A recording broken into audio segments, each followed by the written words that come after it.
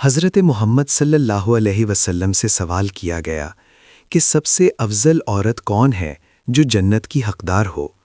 آپ صلی اللہ علیہ وسلم نے ارشاد فرمایا، دنیا کا سب سے قیمتی خزانہ نیک بیوی ہے، جس کو دیکھ کر شوہر کا دل بہل جائے، جو اس کی فرما برداری کرے اور جب وہ گھر سے باہر ہو تو اپنے آپ اور گھر کی حفاظت کرے۔ عورت اللہ تعالیٰ کی عطا کردہ انمول نعمت ہے۔ کائنات میں روشنی اور حسن عورت کے وجود سے ہے۔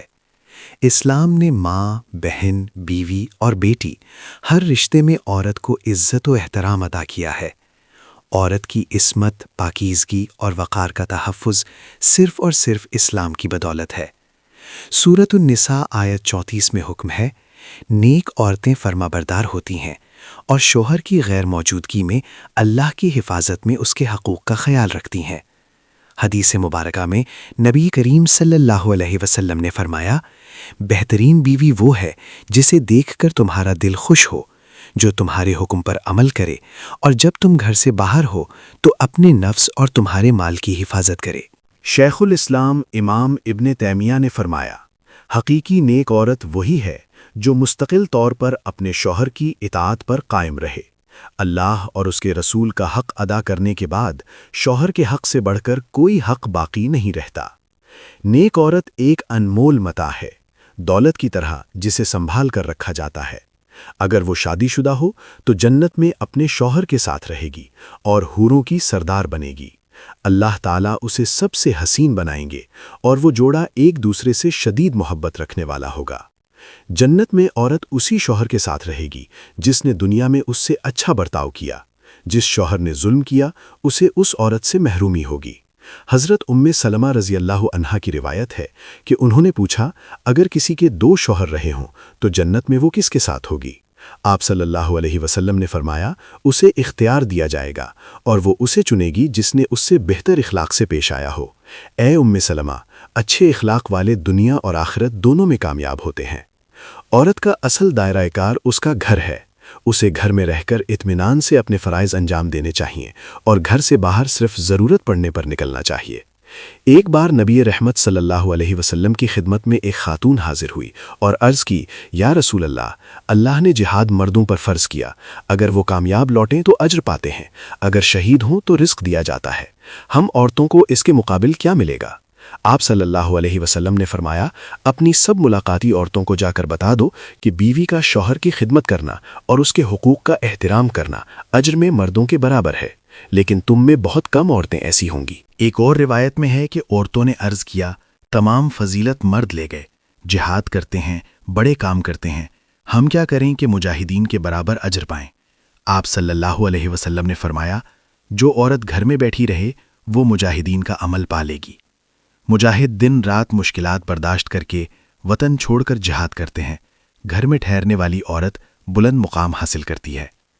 حضرت امام جعفر صادق رضی اللہ عنہ کے پاس چند خواتین آئیں اور عرض کیا، اے نواسہ رسول صلی اللہ علیہ وسلم، کوئی ایسا عمل بتائیں جس سے مرتے وقت روح آسانی سے نکلے، خاتمہ ایمان پر ہو، کلمہ نصیب ہو، قبر کی تاریکی روشن ہو اور قبر جنت کے باغوں میں سے ایک باغ بن جائے۔ آپ نے فرمایا، اے اسلام کی مقدس شہزادیوں، کچھ جملے ایسے ہیں جو اللہ تعالیٰ کو بے حد پسند ہیں، اور جو عورت یہ کرتی ہے وہ بغیر حساب کے سیدھا جنت میں جاتی ہے۔ پہلا جملہ، بیوی کا اپنے شوہر سے حلال رزق طلب کرنا۔ جو بیوی کہے، میرے گھر میں لاؤ تو صرف حلال کا لقمہ لاؤ، حرام رزق میں اپنی اولاد کو نہیں کھلاؤں گی، حرام نوالا میری اولاد سے حیا، شرم اور غیرت چھین لے گا، یہ جملہ اللہ کو بے حد محبوب ہے۔ اس کی ایک دل ہلا دینے والی مثال ملاحظہ کریں۔ ایک غریب صحابی روزانہ مزدوری کے لیے نکلتے اور شام کو کما کر گھر آتے۔ ایک دن پورا دن خاک چھاننے کے باوجود کچھ نہ ملا، خالی ہاتھ لوٹے۔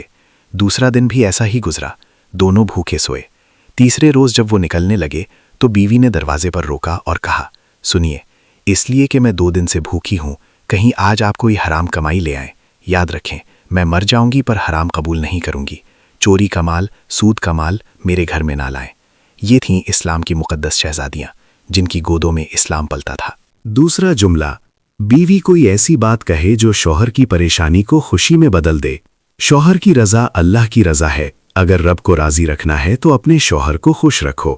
تیسرا جملہ، جب عورت اللہ کے حضور سجدہ کرتے ہوئے سبحانہ ربی العالی کہے، اتنا قیمتی سر جس میں دیکھنے والی آنکھیں، سننے والے کان، بولنے والی زبان اور سوچنے والا دماغ ہے، جب وہ اللہ کے حضور جھکتا ہے تو اللہ کو بے حد پسند ہے۔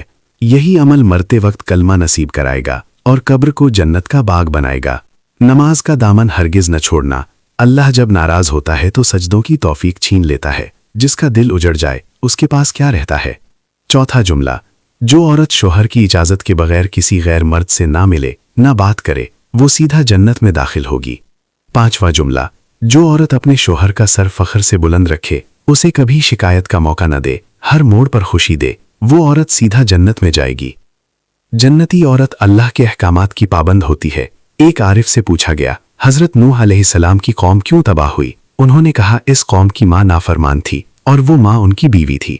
اور یہ بھی پوچھا گیا کہ حضرت عیسیٰ علیہ السلام کو گہوارے میں کلام کی توفیق کیسے ملی؟ جواب آیا، ان کی ماں مریم علیہ السلام کی دعاؤں کے صدقے۔ اسلام میں عورت کا مقام۔ حضرت ابو ہریرہ رضی اللہ عنہ سے روایت ہے کہ ایک بار حضرت جبرائیل علیہ السلام نبی کریم صلی اللہ علیہ وسلم کے پاس آئے اور کہا، حضرت خدیجہ آ رہی ہیں، ان کے ساتھ کھانا ہے، جب آئیں تو انہیں ان کے رب کی طرف سے اور میری طرف سے سلام کہیں اور جنت میں موتیوں کے گھر کی خوشخبری دیں جہاں نہ کوئی شور ہوگا نہ کوئی غم۔ حضرت حسین بن محسن رضی اللہ عنہ بیان کرتے ہیں کہ ان کی پھوپھی نے کہا، میں ایک بار نبی کریم صلی اللہ علیہ وسلم کی خدمت میں حاضر ہوئی۔ آپ صلی اللہ علیہ وسلم نے پوچھا، کیا تمہارا شوہر ہے؟ میں نے کہا، ہاں۔ فرمایا، اس کے لیے کیسی ہو؟ میں نے کہا، خدمت میں کوئی کمی نہیں کرتی سوائے جس کام سے عاجز ہوں۔ آپ صلی اللہ علیہ وسلم نے فرمایا، خوب سوچ لو، وہی تمہارے لیے جنت یا جہنم ہے۔ عورت کو چاہیے کہ شوہر کی آمدنی کی حیثیت سے زیادہ مطالبہ نہ کرے، بلکہ جو ملے اس پر صبر اور شکر کے ساتھ خوشی سے زندگی گزارے۔ اگر شوہر کچھ لے آئے تو اس میں کمی نہ نکالے بلکہ خوشی ظاہر کرے۔ ایسا کرنے سے محبت بڑھتی ہے، اور اگر لائی ہوئی چیز کو ٹھکرایا تو دل میں نفرت اور آگے چل کر جھگڑے جنم لیتے ہیں۔ اللہ پاک ہمیں دین کی مکمل سمجھ عطا فرمائے اور ہمارا خاتمہ ایمان پر فرمائے۔ آمین۔